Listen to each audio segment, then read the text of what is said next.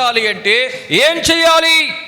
మత్తయి సువార్త 5వ అధ్యాయములో 24వ వచనంలో దేవుడు వెల్లడి చేయించిన మాట ఏమిటంటే, మత్తయి సువార్త 5వ అధ్యాయం 24వ వచనములో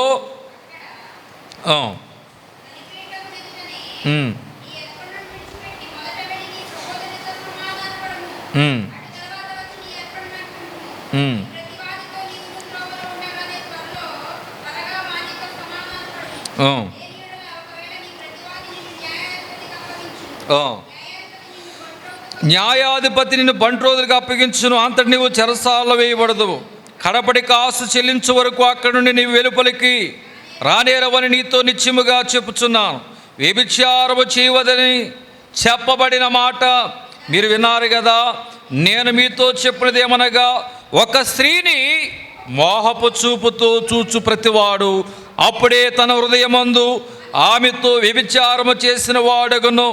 నీ కుడి కన్ను నిన్ను అభ్యంతరపరిచిన దానిని పెరికి నీ యొద్ద నుండి పారవేయము. నీ దేహమంతయు నరకములో పడవేయబడు కంటే నీ అవయములలో ఒకటి నశించడం నీకు ప్రయోజనకరము కదా. నీ కుడి చెయ్యి నిన్ను అభ్యంతరపరిచిన దాన్ని నరికి నీ యొద్ద నుండి పారవేయము.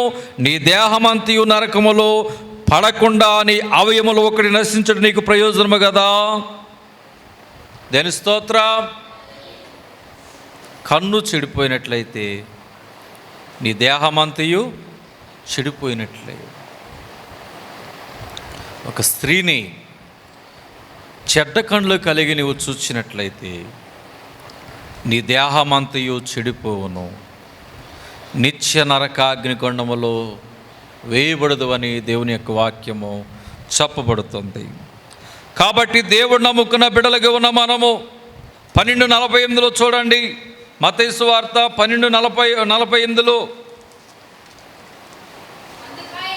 అందుకాయన చూడండి. మత్తయి సువార్త 12:48 అది నిండినప్పుడు దాన్ని ధరికి లాగి కూర్చుండి మంచి వాటిని గంపలలో చేర్చి చెడ్డ వాటిని బయట పారవేయుదురు. అలాగే యుగ సమాప్తి చూడండి 12:48 చదువమ్మా. అందుకాయన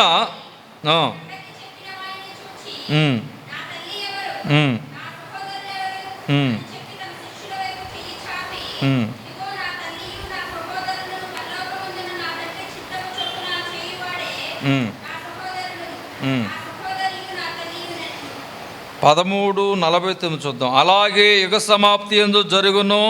దేవదూతలు వచ్చి నీతిమంతులోని దుష్టును వేరుపరిచి వీరిని అగ్నిగుండములో పడవేదురు. అక్కడ ఏడుపును పండ్లు కొరుకుటయును ఉండును. ఏడుపును పండ్లు కొరుకుటయు ఉండును. అగ్నిలో పడుచున్నటువంటి వారిని చేయి పట్టుకుని లాగినట్లుగా వారిని లాగాలేనట్లుగా దేవుని యొక్క వాక్యము చెప్పబడుతుంది. రోమాపత్రిక 6:23 చూసినట్లయితే, రోమాపత్రిక 6:23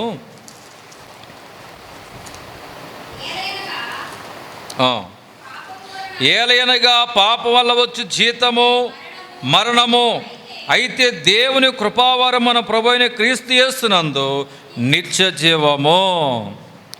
నరకము నుండి మనము తప్పించబడాలి అంటే మొదటిగా మనం ఏం చేయాలంటే యేసుక్రీస్తు ప్రభువారిని స్వకీయ రక్షకుడిగా అంగీకరించాలి. గట్టిగళ్ళు చెప్దా హల్లెలూయా. యేసుక్రీస్తు ప్రభువారిని ఎందుకు నమ్ముకోవాలి అంటే, చాలామంది వ్యాధులు పోతాయని, బాధలు పోతాయని, కష్టాలు పోతాయని, శ్రమలు పోతాయని నమ్ముకుంటున్నారు. దానికంటే ముందుగా ఎందుకు నమ్ముకోవాలంటే ఆత్మరక్షణ కొరకు నమ్ముకోవాలి. రేపు మనం చనిపోతే నిత్య జీవమునకు మన ఆత్మ వెళ్ళాలి అంటే ఆయనే పరలోకానికి మార్గమై ఉన్నాడు, ఆయనే జీవమై ఉన్నాడు. కాబట్టి ఆయన ద్వారా తప్ప మరి ఎవరి ద్వారా పరలోకానికి మనము చేరము. I am the way and truth and life. నేనే మార్గము, నేనే జీవము, నేనే సత్యం అన్నాడు. పరలోకానికి దేవుడు మార్గమై ఉన్నాడు. కాబట్టి ఈ నరకాగ్ని గుణం నుండి నువ్వు తప్పించబడాలంటే మొదటగా నీవు ఆయనని అంగీకరించాలని, స్వకీయ రక్షకుడికి యేసుక్రీస్తు ప్రభువారిని నీ నోటి చేత అంగీకరించాలి. యేసుక్రీస్తు ప్రభువారిని నేను స్వకీయ రక్షకుడిగా అంగీకరించుచున్నానని నీ నోటితో ఒప్పుకోవాలి. నమ్మి బాప్తీసం పొందినవాడు రక్షించబడును, నమ్మని వానికి శిక్ష విధించబడునని దేవుని యొక్క వాక్యము చెప్పబడుతుంది. రెండవదిగా మనం గమనించినట్లయితే మత్తయి సువార్త 5వ అధ్యాయం 27వ వచనంలో చూసినట్లయితే, వ్యభిచారము చేయవద్దన్నమాట మీరు విన్నారు కదా, నేను మీతో చెప్పినదేమనగా, ఒక స్త్రీని మోహపు చూపుతో చూసిన ఎడల ప్రతివాడును అక్కడే తన హృదయమందును పాపము చేయును, వ్యభిచారము చేసిన వాడగును. అదే రీతిగా మార్కు సువార్త 9:43 అదే మాటని దేవుడు వెల్లడి చేస్తున్నాడు. దేవునికి అభ్యంతరముగా ఉన్న ప్రతి దానిని నరికివేయండి. నరకము తప్పించబడాలంటే, నువ్వు నరకములోనికి వెళ్లకుండా మనము తప్పించబడాలి అంటే దేవునికి అభ్యంతరకరముగా ఏమేమి ఉన్నాయో వాటిని నరికి పారవేయండి, అంటే తీసివేయండి, మీలో నుండి తీసివేయండి అంటున్నాడు. ఏమిటి దేవునికి అభ్యంతరకరంగా ఉన్నాయి? మార్క్స్ వార్త 9వ అధ్యాయం 43వ వచనంలో దేవుడు వెల్లడి చేస్తున్నాడు. నీ చెయ్యి నిన్ను అభ్యంతరపరిచిన యెడల దాన్ని నరికివేయుము. నీవు 2 చేతులు కలిగి నరకములోని ఆరని అగ్నిలోనికి పోవుడి కంటే అంగహీనుడై జీవములో ప్రవేశించడం మేలు. నీ పాదము నిన్ను అభ్యంతరపరిచిన యెడల దానిని నరికివేయుము. 2 పాదములు కలిగి నరకములో పడవేయబడుట కంటే కుంటివాడవై జీవములో ప్రవేశించటం మేలు. నీ కన్ను నిన్ను అభ్యంతరపరిచిన యెడల దాన్ని తీసి పారవేయము. 2 కన్నులు కలిగి నరకములో పడవేయబడుట కంటే ఒంటి కన్ను గలవాడవై దేవుని రాజ్యములో ప్రవేశించటం మేలు. నరకమున వారి పురుగు చావదు, అగ్ని ఆరదు. నరకమును గురించి తెలుసుకుంటున్నాం మనం. దేవుని బిడ్డలైన వారులారా, దేవునికి అభ్యంతరకరముగా నీకు ఏమేమి ఉన్నాయో అవన్నీ దేవుడు నరికి వేసుకోమంటున్నాడు. క్రైస్తవుడిగా బ్రతకటం సామాన్యం కాదు, ఎలాగైనా బ్రతకొచ్చు. క్రైస్తవుడిగా బ్రతకడం అంటే పరిశుద్ధంగా బ్రతకాలి. నీ కన్ను చెడిపోయినట్లయితే నీ దేహమంతయు చెడిపోయింది. నీ నాలుక సర్వ శరీరమునకు ఏం చేస్తుందండి? నీ నాలుక సర్వ శరీరమును పాడు చేస్తుంది, పాపములో నెట్టివేస్తుంది, నరకములోనికి నెట్టివేస్తుంది. సర్వ శరీరమును ఈ నాలుక పాడు చేస్తుందని దేవుని యొక్క వాక్యం చెప్తుంది. కాబట్టి కన్ను చెడిపోయినట్లయితే దేహమంతయు చెడిపోయినట్లని దేవుడు అంటున్నాడు. కాబట్టి ఈ కుడి కన్ను అభ్యంతరపరిస్తే కన్నుని పొడిచి వేసుకోమన్నాడు ఒక భక్తుడు. ఈ 2 చేతులు ఒక చెయ్యి అమావాస్యకి పౌర్ణానికి ఆడితే కత్తితో నరికి వేసుకోమన్నాడు. ఈ 2 కాళ్ళు పాపము చేయమని పరుగులెత్తమంటే గండ్రగొడ్ల చేత నరికి వేసుకోమన్నాడు. నాలుక పాపము మాట్లాడమని పలికితే చాకుతో కోసి వేసుకోమన్నాడు. పక్కలన్నీ వంచి నడవమన్నాడు. కాబట్టి దేవుని ప్రియ సంగమా, నరకములో నుండి నువ్వు తప్పించబడాలంటే దేవునికి అభ్యంతరంగా ఉన్న వాటిని నరికి పారవేయండి అని దేవుడు అంటున్నాడు. 2 అవయములు కలిగి నరకములోనికి వెళ్ళుట కంటే 1 అవయము కలిగి నిత్యజీవములోకి వెళ్ళుట మేలు అని దేవుని యొక్క వాక్యము చెప్పబడుతుంది. కాబట్టి క్రైస్తవుడిగా ఉన్నవాడు ఎలా ఉంటాడు? కన్నులను అటు ఇటు చూడక తిన్నగా చూస్తాడని దేవుని యొక్క వాక్యము చెప్పబడుతుంది. చాలామంది వారు చూపు చూస్తారు, కొంటి చూపు చూస్తారు, అదే రీతిగా విషపు చూపు చూస్తారు, కోపముతో చూస్తారు, జాలిగల చూపు, రక్షణ గల చూపు. చాలామంది చాలా రకాలైన చూపులు చూస్తుంటారు. క్రైస్తవుని చూపు ఎలా ఉండాలంటున్నాడంటే దేవుడు, తిన్నని చూపు. ఎలాంటి చూపు అంట?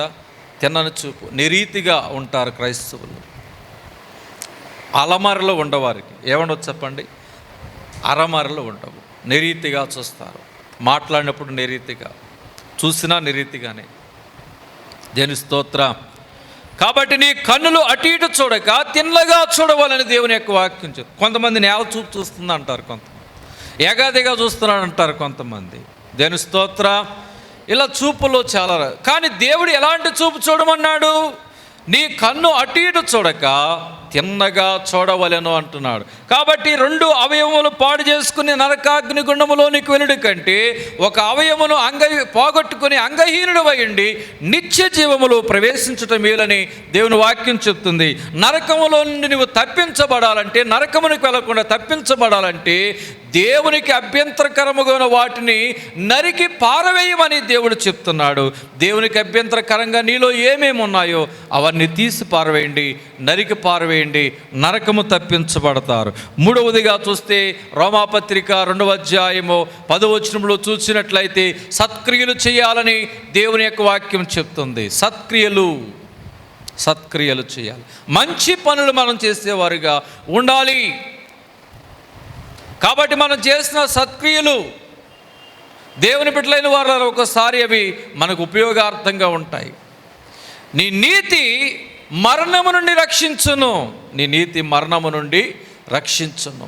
సత్క్రియలు మంచివండి, మంచి పనులు చేయండి, నరకము నుండి మీరు తప్పించబడతారని దేవుని యొక్క వాక్యము చెప్పబడుతుంది. ప్రకటన గ్రంథము 2వ అధ్యాయము 10వ వచనములో గమనించినట్లయితే దేవుని బిడ్డలైన వారలారా, నరకము నుండి మనం తప్పించబడాలి అంటే మరణము వరకు నమ్మకముగా ఉండాలి. ఇదిగో మీరు శోధింపబడినట్లు అపవాది మీలో కొందరిని చెరలో వేయించబోవచ్చున్నాడు. 10 దినములు శ్రమ కలుగును, మరణము వరకు నమ్మకముగా ఉండుడి. నమ్మకమైన వానికి మెండైన దీవులు కలుగునని దేవుడు చెప్తున్నాడు. దేవుని విషయంలో నమ్మకంగా ఉండాలి, ప్రార్థన విషయంలో నమ్మకంగా ఉండాలి, ఆజ్ఞల విషయంలో నమ్మకంగా ఉండాలి, కుటుంబ విషయాల్లో నమ్మకంగా ఉండాలి. బిడ్డలైన వారు తల్లిదండ్రులకి నమ్మకంగా ఉండాలి, తల్లిదండ్రులైన వారి బిడ్డలకి నమ్మకంగా ఉండాలి. ఎక్కడికి వెళ్ళా కానీ మీ మీద ఆ నమ్మకాన్ని మీరు పోగొట్టుకోకుండా జీవించేవారిగా ఉండాలి. మరణం వరకు నమ్మకంగా ఉండిన ఎడల మీరు నరకాగ్ని గుణము నుండి తప్పించబడతారని మనం తెలుసుకుంటున్నాం. అలాగునని లోకాసు వార్త 12వ అధ్యాయము 5వ వచనములో చూసినట్లయితే, ఎవనికి మీరు భయపడవలనో మీకు తెలియచేయుదును, చంపిన తర్వాత నరకములో పడద్రోయే శక్తి గలవానికి భయపడుడి, ఆయనకే భయపడని మీతో చెప్పుచున్నాను. దేవుని స్తోత్రం. దేవుని ఆజ్ఞకు దేవునికి భయపడివారు, లోబడివారు నరకము నుండి తప్పించబడతారు. దేవుని ఆజ్ఞలకు లోబడాలి, దేవునికి భయపడాలి. అలా ఎవరైతే ఉందరో అట్టివారు నరకాగ్ని గుణము నుండి తప్పించబడుదరని దేవుని యొక్క వాక్యము వెల్లడి చేయుచుంది. అలాగే నేను చూడండి, 5వదిగా రోమాపత్రిక 11వ అధ్యాయములో 27వ వచనములో త్వరగా రోమాపత్రిక 11. సహోదరులారా, మీ దృష్టికి మీరే బుద్ధిమంతులని అనుకొనకుండా ఉన్నట్లు ఈ మర్మము మీకు తెలియజేయుచున్నాను. అదేమనగా అన్యజనుల ప్రవేశము సంపూర్ణమగు వరకు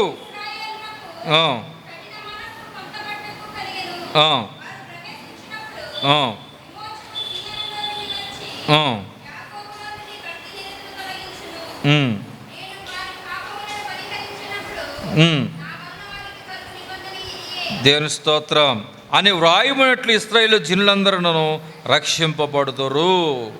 కాబట్టి దేవుని బిడ్డలైన వారలారా, పశ్చాత్తాపడాలి. దేవుని ఎదుట ఏం చేయాలంట? పశ్చాత్తాపడాలి. మీ నోటితో మీరే, మీ పెదవులతో మీరే ఒప్పుకొనొచ్చు పాపములను. పశ్చాత్తాపడాలి.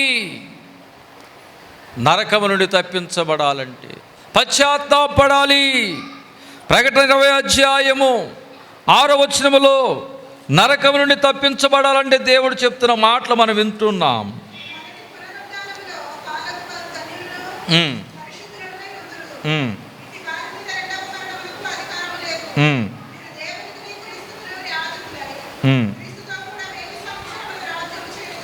ఈ మొదటి పునరుద్ధానములో పాలుగలవారు ధన్యులను పరిశుద్ధులైయుందురు. దేవుని స్తోత్రం. ఈ మొదటి పునరుద్ధానములో పాలుగలవారు ధన్యులను పరిశుద్ధులైయుందురు. ఇటు వారి మీద రెండవ మరణముకు అధికారము లేదు. వీరు దేవునికి క్రీస్తునకు యాజకులై క్రీస్తుతో కూడా 1000 సంవత్సరములు రాజ్యము చేదురు. దేవుని రక్తం వల్ల పరిశుద్ధత, దేవుని రక్తం వల్ల పరిశుద్ధత పొందిన వారమై ఉంటాం కాబట్టి నరకము నుండి తప్పించబడతాం. అంటే మొదటి పునరుద్ధానములో పాలు పంపులు పొందాలి. పునరుద్ధాన దినం ఏమిటి చెప్పండి, మనకి చెప్పండి. ఈ మొదటి పునరుద్ధానంలో పాలుగల వారు ధన్యులు పరిశుద్ధులైయుందురు. ఇట్టి వారి మీద రెండవ మరణముకు అధికారము లేదు. పునరుద్ధానపు ఆదివారం అంటాం మనం అందరం. ఏమంటాం చెప్పండి? అంతకుముందు విశ్రాంతి దినం అనేవారు. ప్రభు 3వ నాడు తిరిగి లేచిన నాటి నుంచి మనకి ఏమైంది చెప్పండి? పునరుద్ధానపు ఆదివారము. ఈ మొదటి పునరుద్ధానపు దినమందు పాలుగలవారు ధన్యులు. వారు ఏమైదురు? పరిశుద్ధులైందురు. ఇట్టి వారి మీద రెండవ మరణమునకు. ఎంతమంది మొదటి పునరుద్ధానపు దినము రోజున వస్తున్నారు? ఎంతమంది ఆయన రొట్టెను విరుస్తున్నారు? ఎంతమంది ఆయన శరీరాన్ని త్రాగుతున్నారు? ఈ మొదటి పునరుద్ధానములో పాలు పంపులు పొందు వారి మీద రెండవ మరణమునకు అధికారము లేదు. ఎంత చక్కటి వాక్యం చూసారా? మొదటి పునరుద్ధానములో పాలు పంపులు పొందువారు ఎంతమంది? మందిరములో పునరుద్ధాన ఆదివారంలో మీ భర్త ఉంటున్నాడా? భార్య ఉంటుందా? మీ కుమార్తె ఉంటుందా? మీ కుమారుడు ఉంటున్నాడా? మీ కుటుంబం ఉంటుందా? లేదు కదా. రెండవ మరణం ఎవరికని తెలుసుకున్నాం మనం? నరకములోనికి ఎవరు ఆత్మ అయితే వెళుతుందో వారు రెండవ మరణము నొందుదురని ఎరిగాం కదా మనం. మొదటి పునరుద్ధానములో పాలు పంపులు పొందు వారి మీదకి రెండవ మరణముకు అధికారము లేదు. అధికారము లేదు. మరణము తప్పించబడతారు. నరకము నుండి తప్పించబడాలంటే నీ కుటుంబము మొదటి పునరుద్ధానపు దినములో ఉండాలి. ఆదివారపు ఆరాధనలో ఉండాలి. రొట్టె విరుచుటలో ఉండాలి. ఆయన రక్తము త్రాగుటలో ఉండాలి. యేసు రక్తం ప్రతి పాపము నుండి నిన్ను విడిపించును, కడుగును, పరిశుద్ధత కలుగ చేయను. రెండవ మరణముకు అధికారము లేదు. ఆదివారం నాడు మందిరంలోకి వచ్చినట్లయితే, పాలు పంపులు పొందినట్లయితే, ఆయన శరీరము తిని ఆయన రక్తము నువ్వు త్రాగినట్లయితే రెండవ మరణమునకు నీ మీద అధికారము లేదు. నరకము నుండి నువ్వు తప్పించబడతావు. దేవుని స్తోత్రం. ప్రకటన 20:15 దేవుని యొక్క వాక్యం చెప్తుంది, ఎవని పేరైనను జీవ గ్రంథమందు వ్రాయబడినట్టు కనబడిన ఎడల వాడి అగ్నిగుండములో పడవేయబడును. జీవ గ్రంథమందు ఎవరి పేరుండదు వారు ఏమవుతారట? అగ్నిగుండంలో పడవేయబడతారు. జీవ గ్రంథమందు ఎవరి పేర్లు రాయమన్నారు? సహకారుల యొక్క పేర్లు జీవ గ్రంథమందు రాయమన్నారు. సహకారులు అనగా ప్రార్థనా సహకారులు, సువార్త సేవలు సహకారులు, ఆర్థిక సహకారుల యొక్క పేర్లు జీవ గ్రంథమందు రాయబడతాయి. ఈ మూడిట్లో ఒక గుంపులైనా ఉన్నావా? ప్రార్థనా సహకారులు ఎవరి కొరకైనా నువ్వు ప్రార్థన చేస్తున్నావా? సంఘము కొరకు ప్రార్థన చేస్తున్నావా? దేశము కొరకు, రాష్ట్రము కొరకు, అధికారుల కొరకు, రాజుల కొరకు నువ్వు ప్రార్థన చేస్తున్నావా? స్వార్థ సేవలో సహకారుల పేర్లు, దైవజనుల యొక్క సేవలో పాలు పంపులు పొందుతున్నావా? ఆర్థిక సహకారుల పేర్లు, పరిచర్య నిమిత్తము ఆర్థికముగా నీవు తోడ్పడుచున్నావా? జీవ గ్రంథమందు ఎవరి పేరైతే ఉండదో, ప్రకటన 20:15 ఎవరి పేరైనో జీవగ్రంథమందు వ్రాయబడినట్లు కనబడని యెడల వాడు అగ్నిగుండములో పడవేయబడును. అమ్మా అయ్యా బాబు ఎందుకు గుళ్ళోకి రావట్లేదంటే, పాస్టర్ గారండి మాకు ఖాళీ లేదండి, మాకు ఉద్యోగాలండి అన్నాడు, నాకు టైం లేదండి అన్నాడు. కానీ ఆదివారం వారి భార్యకు ఎవరితో మరి కానుకలు పంపించేవాడు, పండక్కి కానుక పంపించేవాడు. ఒక రోజున అనుకోకుండా మరణం వచ్చేసింది, చనిపోయాడు. ఆయన అనుకుంటున్నాడు ఏమిటంటే, నేను పరలోకానికి వెళ్ళిపోతాను అనుకుంటున్నాడు. దేవుని స్తోత్రం, దేవుని స్తోత్రం. దేవుని బిడ్డలైన వారులారా, సజీవ యాగముగా దేవునికి మన దేహాలు సమర్పించకుండా నువ్వు కానుకలు పంపించినంత మాత్రాన దేవుడు నీ కానుకలు అంగీకరించడు. నయమాను కానుక ఎందుకు ఎలీషా దైవజనుడు తీసుకోలేదు? సజీవ యాగముగా దేవునికి తన దేహాన్ని సమర్పణ చేసుకోకుండా ఆ కానుకిచ్చి వెళ్ళిపోయి రుణం తీర్చేసుకుందాం అనుకుంటున్నాడు. అలా కాకుండా సజీవ యాగముగా తన దేహాన్ని దేవునికి ఇవ్వాలి, దేవుని వైపు ఆ బిడ్డ తిప్పబడాలి, రక్షించబడాలని ఉద్దేశము చొప్పున ఆయన దగ్గర సొమ్ము ఏమీ ఆయన తీసుకోలేదు. అలాగే ఈనాడు దేవునికి సజీవ యాగముగా దేవుని సన్నిధిలో నీ దేహము కనబడకుండా నువ్వు 1000 ఇచ్చినా, 1,00,000 ఇచ్చినా, 10 లక్షలు ఇచ్చినా నీ సొమ్ము వ్యర్థం. దేవుని సన్నిధిలో కనబడి నీవు వచ్చి దేవునికి నీ యొక్క హృదయాన్ని నీ సజీవ యాగముగా నీ దేహాన్ని కానుకగా ఇచ్చి అప్పుడు నువ్వు దేవునికి కానుకు, అది నీకు ఫలం, భూమి పంటనిస్తుంది, గర్భఫలం దీవించబడుతుంది, పాడి దీవించబడుతుంది, నువ్వు అడుగుపెట్టు ప్రతి స్థలం ఆశీర్వదించబడుతుంది. దేవుడు నిత్యముగా నిన్ను ఆశీర్వదిస్తాడు. మనుషుల మెప్పు కొరకు దేవుని యొద్దకు రాకూడదు, నీ కొరకు రా. మనుషులు చూచుడు కొరకు కాదు, మన కొరకు మనం దేవుని యొద్దకు రావాలి. హాస్పిటల్ అయితే ఎంత దూరమైనా మనం వెళ్తాం, కానీ దేవుని యొద్దకు వచ్చే విషయంలో వెనకడుతున్నాం. అలా చేయకండి. దేవుని ప్రియ సంగమా, జీవ గ్రంథమందు ఆయన పేరు లేదు, చనిపోయాడు. అయ్యా నేను పండగలకు కానుకలు ఇచ్చేవాడిని, నేను నిన్ను నమ్ముకున్నాను, ఎందుకని నా పేరు జీవగ్రంథమందు రాయలేదంటే, అయ్యో నీ పేరు రాయటానికి నాకు టైం లేదయ్యా, పేరు రాయలేదన్నాడు దేవుడు. అదేంటి నాయన, నా పేరు జీవగ్రంథంలో ఎందుకని రాయలేదు? భూలోకములో నీకు ఏ రీతిగా నా దగ్గరకు రావడానికి టైం లేదో ఆ రీతిగానే పరలోకమందు నీ పేరు జీవగ్రంథంలో రాయడానికి నాకు కూడా టైం లేదు, నువ్వు నరకమునికి వెళ్ళిపో అన్నాడు దేవుడు. దేవుని స్తోత్రం. జీవగ్రంథమందు ఎవరి పేరైతే వ్రాయబడి ఉన్నదో అట్టివారు నరకములోనికి వెళుదురు. ఎవరి పేరు జీవగ్రంథమందు వ్రాయబడుతుందో వారు నరకమును తప్పించబడి పరలోకానికి వెళుదురని దేవుని యొక్క వాక్యము చెప్పబడుతుంది. సామెతలు 15:24 మనం చూసినట్లయితే దేవుని యొక్క వాక్యాన్ని సామెతల గ్రంథము 15:24 చూస్తే, క్రిందనున్న పాతాళమును తప్పించుకున్న వల్లని బుద్ధిమంతుడు పరమునకు పోవు జీవ మార్గమును నడుచుకొనును. దేవుని స్తోత్రం. క్రిందనున్న పాతాళమును తప్పించుకున్న వల్లని బుద్ధిమంతుడు పరమునకు పోవు జీవ మార్గమును నడుచుకును. నరకము నీవు తప్పించబడాలంటే, బుద్ధిమంతుడు పరమునకు పోవాలి అంటే జీవ మార్గమును నడవాలి, జీవ మార్గమును నడవాలి. నరకము నువ్వు తప్పించబడాలంటే ఏ మార్గం నడవాలండి? జీవ మార్గము నడవాలి. జీవ మార్గం అంటే ఏమిటి? యోహాను 14:6. యోహాను సువార్త 14:6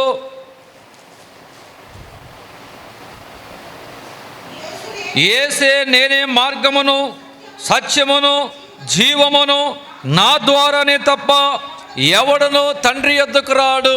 జీవ మార్గం అంటే ఎవరు? నేనే జీవమై ఉన్నాను. జీవ మార్గం అంటే ఇప్పుడు ఎవరు? దేవుడు ఏమై ఉన్నాడు? జీవమై ఉన్నాడు. దేవుడు ఏమై ఉన్నాడు? మార్గమై ఉన్నాడు. ఆయన ఏమై ఉన్నాడు? ఇప్పుడు జీవ మార్గమై ఉన్నాడు. ఏమై ఉన్నాడు చెప్పండి? జీవ మార్గమై ఉన్నాడు. కాబట్టి బుద్ధిమంతుడు పరమునకు పోవాలంటే జీవ మార్గము నడవాలి. ఈ జీవ మార్గం అంటే ఏమిటి? జీవము దేవుడే, మార్గము దేవుడే. ఆయన నమ్ముకుని నడవాలి. ఇంకా చూడండి, సామెతల గ్రంథము 8:35 చక్కగా దేవుని యొక్క వాక్యాన్ని మనం చూద్దాం. 8:35 నన్ను కనుగొనిన వాడు జీవమును కనుగొనును, యెహోవా కటాక్షము వానికి కలుగును. దేవుని మనము కనుగొన్నట్లయితే ఎవరిని కనుగొన్నట్లంట? జీవమును కనుగొన్నట్లే. నరకము నువ్వు తప్పించబడాలంటే జీవ మార్గములు నడవాలి. జీవ మార్గం అంటే దేవుడే జీవము మార్గమై ఉన్నాడు. కాబట్టి దేవుని కనుగొన్నట్లయితే జీవమును మనం కనుగొన్నట్లే. సామెతలు 12:28 12:28 నీతి మార్గమునందు జీవము కలదు, దాని త్రోవలో మరణమే లేదు. నీతి మార్గమునందు జీవము కలదు, దాని త్రోవలో మరణమే లేదు. నీతి మార్గం ఈ లోకములో ఎవరిది చెప్పండి? ఈ లోకములో నీతిమంతుడు ఎవరు లేరు. కానీ దేవుడు ఒక్కడే నీతిమంతుడు. కాబట్టి నీతి మార్గమునందు జీవము కలదు. ఆయన మార్గమును నడిస్తే బ్రతుకుతాం మనం. నీతి మార్గములో నడిచినట్లయితే జీవము కలదు, దాని త్రోవలో మరణమే లేదు. యేసుక్రీస్తు ప్రభు వారి మార్గము నీతి మార్గం. ఆయన మార్గములో మనం నడిచినట్లయితే జీవము. ఏమి లేదంటే మరణము లేదు. ఏ మరణం అంటే భూలోక మరణము కాదు సుమా. ఏ మరణము లేదంటే రెండవ మరణము లేదు. ఏ మరణం లేదు చెప్పండి? నరకమనే రెండవ మరణము లేదు. పరమనందు జీవమే కలుగుతుంది. ఇంకొక మాట చెప్పి నేను ముగిస్తా. రోమాపత్రిక 5:8 నరకము నీవు తప్పించబడాలంటే ఏం చేయాలో దేవుని యొక్క వాక్యాన్ని మనం చూస్తున్నాం. 5:8 అయితే దేవుడు మన ఎడల తన ప్రేమను వెల్లడిపరుచున్నాడు. ఎట్లనగా మనమింకను పాపులమై ఉండగానే క్రీస్తు మన కొరకు చనిపోయాను. కాబట్టి ఆయన రక్తం వల్ల ఇప్పుడు నీతిమంతులుగా తీర్చబడి మరింత నిశ్చయముగా ఆయన ద్వారా ఉగ్రత నుండి రక్షింపబడుతాము. ఆయన ఉగ్రత నుండి మనము, నరకమనే ఉగ్రత నుండి మనము నిశ్చయముగా రక్షించబడదాం ఆయన రక్తము ద్వారా. ఎవరి ద్వారా చెప్పండి? ఆయన రక్తము ద్వారా. కాబట్టి చివరగా 1 యోహాను 1:9 1 యోహాను 1:9 మన పాపములను మనము ఒప్పుకొనని ఎడల దేవుడు నమ్మదగిన వాడును నీతిమంతుడు గనక ఆయన మన పాపములు క్షమించి సమస్త దుర్నీతి నుండి మన పవిత్రుగా చేయును. దేని స్తోత్రం. స్వకీయ రక్షకుడిగా మనం ఆయన అంగీకరించినట్లయితే దేవుడు మనల్ని ఏం చేస్తాడంటే పవిత్రులుగా దేవుడు చేస్తాడు. నరకము నుండి తప్పిస్తాడు, రెండవ మరణము నుండి తప్పిస్తాడు, నిత్య జీవాన్ని అనుగ్రహిస్తాడు. శాశ్వతమైంది పరలోకమే. క్రైస్తవుడు అది సంపాదించుకోవడానికి దేవుడు నమ్ముకోవాలి. తర్వాత నీ జీవితంలో డబ్బు అవసరమా, ఆరోగ్యం అవసరమా, ఇల్లు అవసరమా, నీ కుటుంబంలో ఏది అవసరమో నువ్వు అడక్క మునిపే దేవునికి సిద్ధపరుస్తాడు. నమ్మిన వారి గడిగలు చెప్దా హల్లెలూయా. దేవుని నీతిని, రాజ్యాన్ని ముందు వెతకండి, తర్వాత అవన్నీ నీకు ఇస్తాడు. భూలోకములో నువ్వు జన్మించగానే పంచభూతాలు ఉచితంగా ఇచ్చిన దేవుడు, తండ్రిని తల్లిని సిద్ధపరిచిన దేవుడు, ఆకాశ పక్షులు పోషించిన దేవుడు. పిచ్చుకల కంటే మనం శ్రేష్ఠులము కాబట్టి దేవుడు మనల్ని పోషిస్తాడు. చింతించవద్దు. తగిన సమయమందు సరైన వేళకి దేవుడు సహాయం చేస్తాడు. మీ గురి, మీ బరి, మీ ధరి దేవుని వైపు మీ చూపుంచండి. భారమంతా దేవుడు తీసివేస్తాడు. సమయానుకూలంగా సహాయం చేస్తాడు. దేవుడి కొద్ది మాటలు దేవుడు దీవించునుగాక. ఆమేన్.